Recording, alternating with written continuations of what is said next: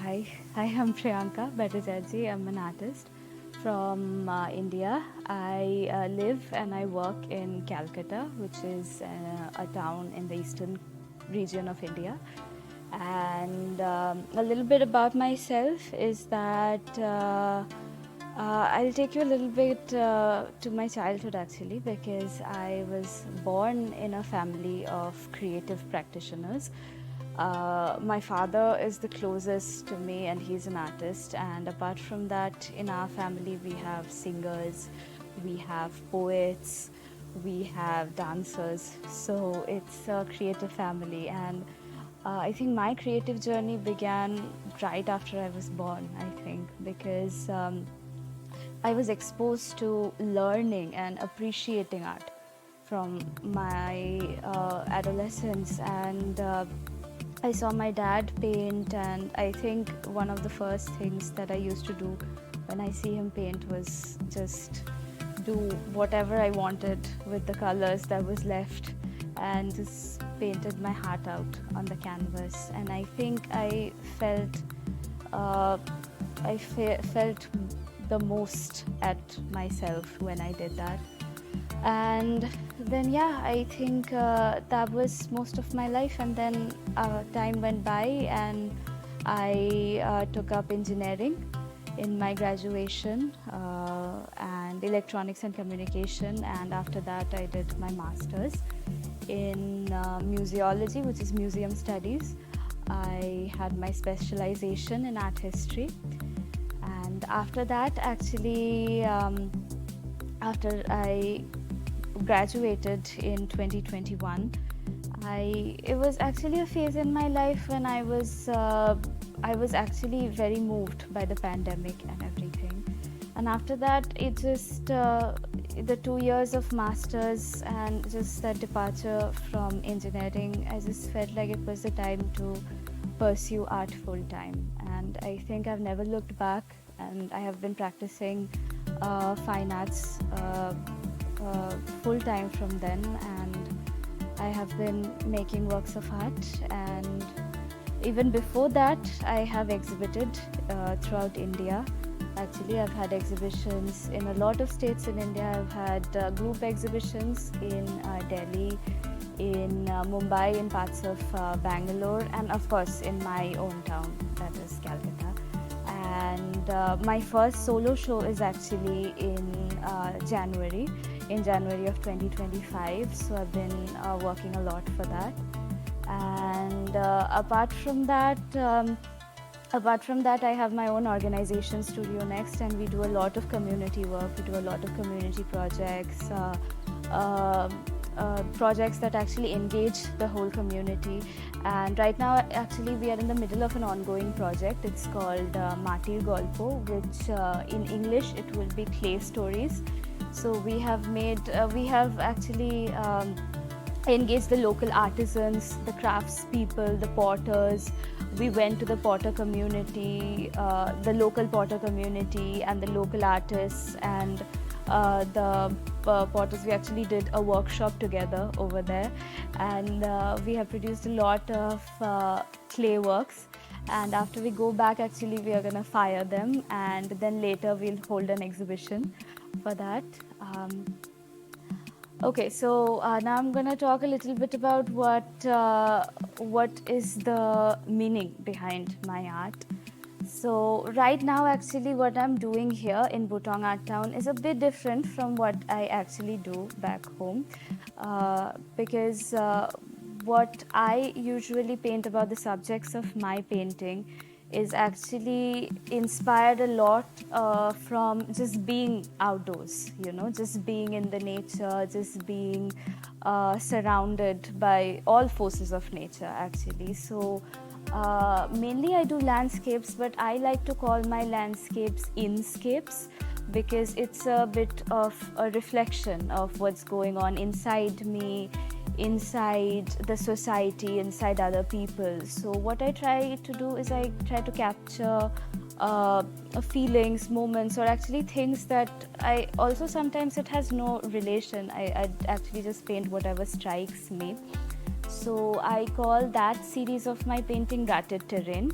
So terrain, as you know, is terrain is actually whatever you see outside. It could be a rocky landscape, could be a terrain.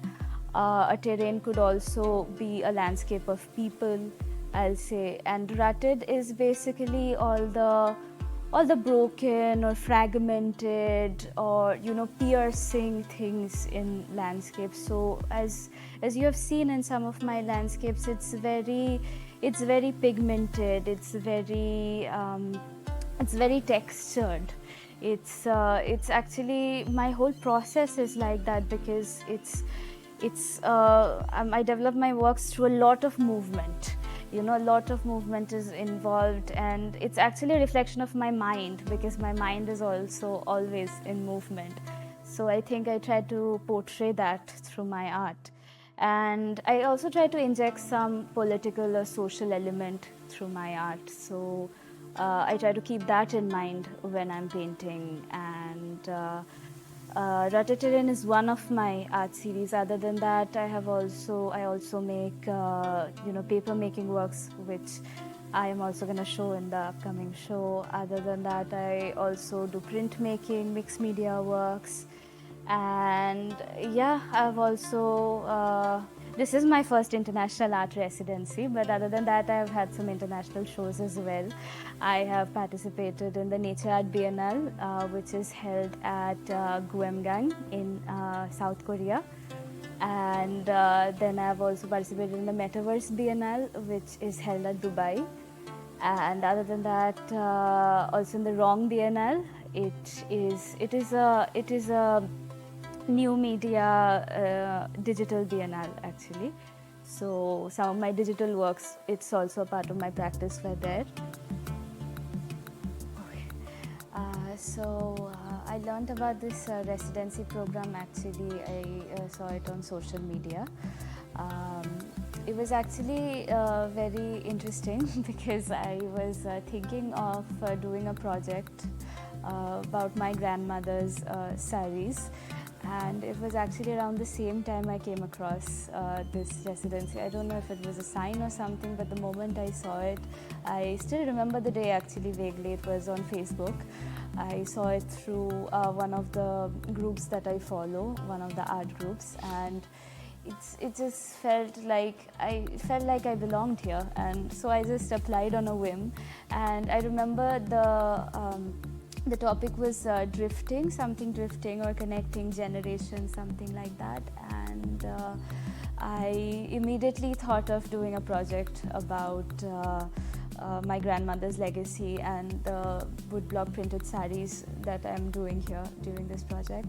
So and yeah, that was actually my inspiration behind applying, because I wanted a way to just immortalize this, just do something with it so that it is preserved, because it's becoming a very rare occurrence nowadays that printed saris are reprinted again, because saris are not used as daily as it used to be back in the day. And I just wanted something to capture this age-old tradition, to preserve this in some way. And doing a project about hand-printed saris here in China made a lot more sense, because as I was talking during my workshop, Chinese woodblock printing tradition goes way back in time, around 2nd or 3rd century BC, like I was saying.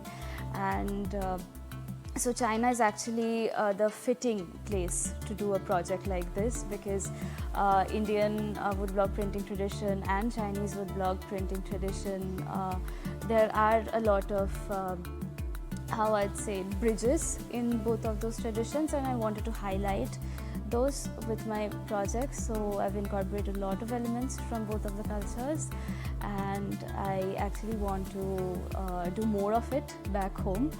So yeah, that is probably what inspired me to apply.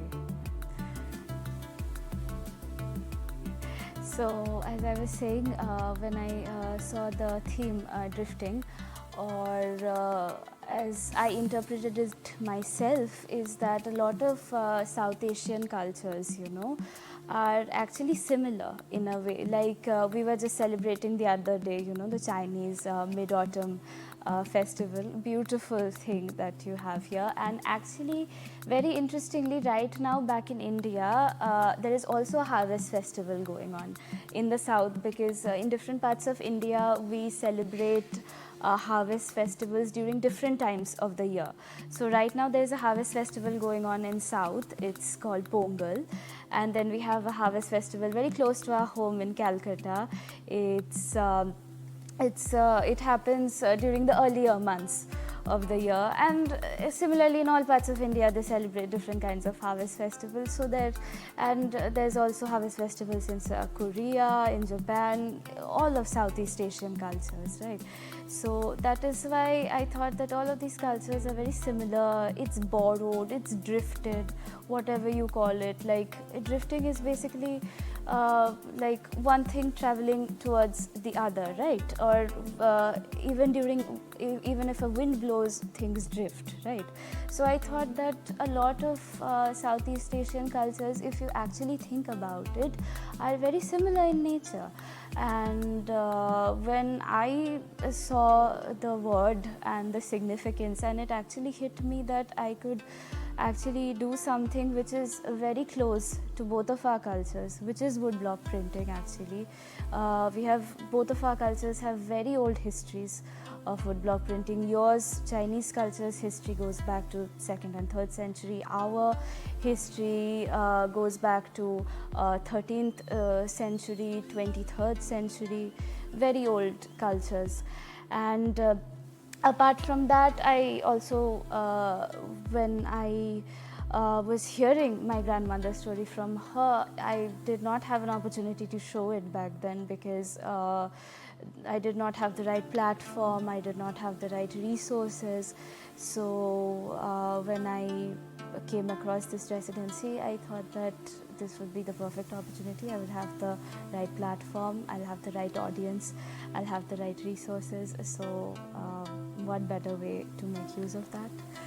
And finally, when I arrived here at Butong Art Town, it was actually, I've seen a couple of pictures here and there on social media, but it did not do justice to that at all, because when I was here and I felt the presence of such a huge space, the expanse, the infrastructure that you're providing, the studios that we are working in, the kind of galleries that you have, the museum that you are building, the culinary experience that you have at the restaurant, everything, it's just, I think it's a state-of-the-art facility. And I myself have not been fortunate enough to be a part of any other residency until now, but my father has, and I have heard from him. But as we were both discussing, I don't think any other residency has provided this kind of experience, this level of facilities. I don't think I have ever faced any issues with materials. In fact, I have so many materials that I don't even know if I have made proper use of all of it. I think a lot of it is still sitting in my studio.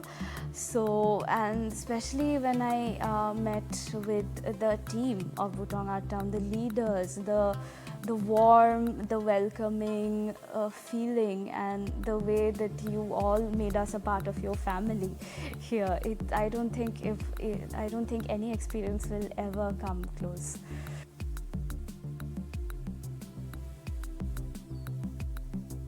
So when I think of traditional motifs or traditional imagery, actually, I think a lot of people around the world might be familiar with something called paisley. It's actually a teardrop shaped pattern. It's almost mango-like if you think about it. So in a lot of parts of India, they actually call it mango or ambi.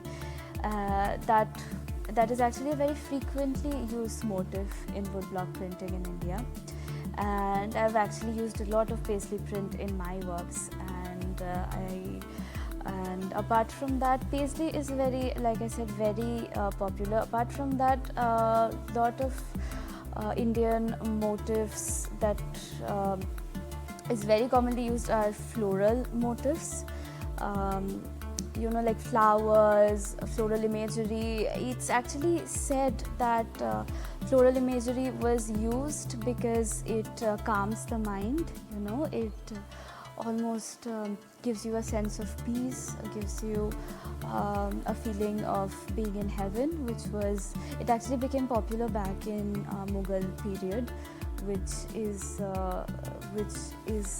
a period in Indian history when Islamic emperors ruled India. So it was actually very traditional Islamic imagery, which later became popular in Indian culture. It actually flourished during that time, but after that it was incorporated in Indian traditional motifs.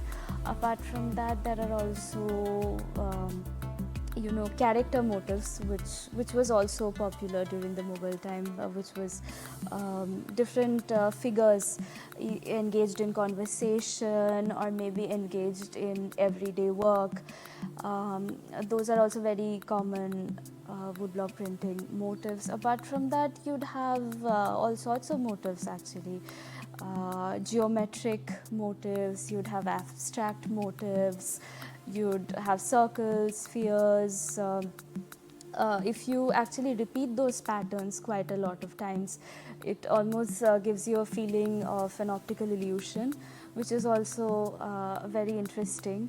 I try to capture a little bit of it in my work. I am not sure if I did it justice, but actually, if you see the blocks in itself, the blocks that I have used for my printmaking or any traditional Indian block, I think it would almost be justified to call it an art work in itself. And also Chinese woodblock printing also has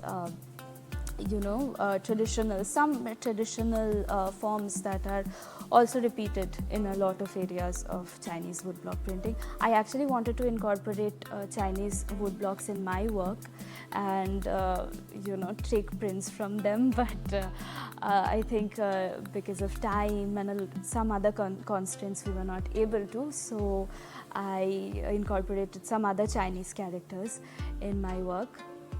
And I'm not really sure about the Chinese significances, but as I was reading a little bit of the history, I also saw that in Chinese woodblock printing there was a use of a lot of characters rather than motifs. Characters were mostly used, which is a little bit different because in Indian woodblock printing we use motifs a lot more. So that was very interesting for me to see, because when I think of woodblock printing in India, it is usually very scenic and very peaceful, very embroidery-like. And in Chinese woodblock printing, it's actually very intricate, very interesting. The use of characters makes it all the more interesting. Firstly, I don't think I can talk about any future plans without including Botong Art Town as a part of it, because I'd love to come back to this place. I'd love to do a lot more work. Right now I'll be leaving tomorrow, I came here for a very short period, and the work that I was able to create here is probably some of the best works in my career. And it probably would not have happened without the inspiration that I got here, without engaging with the local people, other artists here. So I think I'll keep coming back. I'll keep coming back to the work that I've produced here. I'll keep revisiting it. I'll draw inspiration from it. I'll try to create more such work, more such impactful, powerful work. And I'm looking forward to the exhibition here at Botong Art Town. It's very unfortunate I don't think I'll be able to be here physically, but I want to see every part of it digitally as much as possible. And obviously after the exhibition ends, I do not want our relationship to end. I want to continue my relationship with this place, with the people, the bonds that I have made here, the relationships that I have formed. I want to visit here again for longer periods of time, of course. And then back home, of course, I have some work waiting for me. You know, my solo show is just around the corner in January. I have made significant amount of work for it, but I think after this experience, I want to create some more work, some different works actually, in some newer mediums. I already have a couple of ideas in mind, so I want to put that to use. Also, like I said, I have the ongoing community project, Clay Stories, that we are doing for Studio Next. So we have the firing of it, we have the exhibition, I also have a residency coming up. It's an Indian residency, so I'll be traveling for that in early months of 2025. Apart from that, I think life is very interesting and we can never really plan too much. And being an artist, it's actually great because we do not have to plan too much, because that's actually the way art is supposed to happen, you know. You are not supposed to plan experiences just come and you are supposed to incorporate it into your artwork. So I think that's how I will go. When I have planned way too much, I don't think I have been able to make good art by that. So spontaneity and my art actually goes hand in hand. So I think that is the way I'll lead my future as well. I'll be spontaneous, I'll be true to my art. I will try to express as much as possible through my artworks. I'll try to make an impact, I'll try to create good work, and I'll keep being inspired.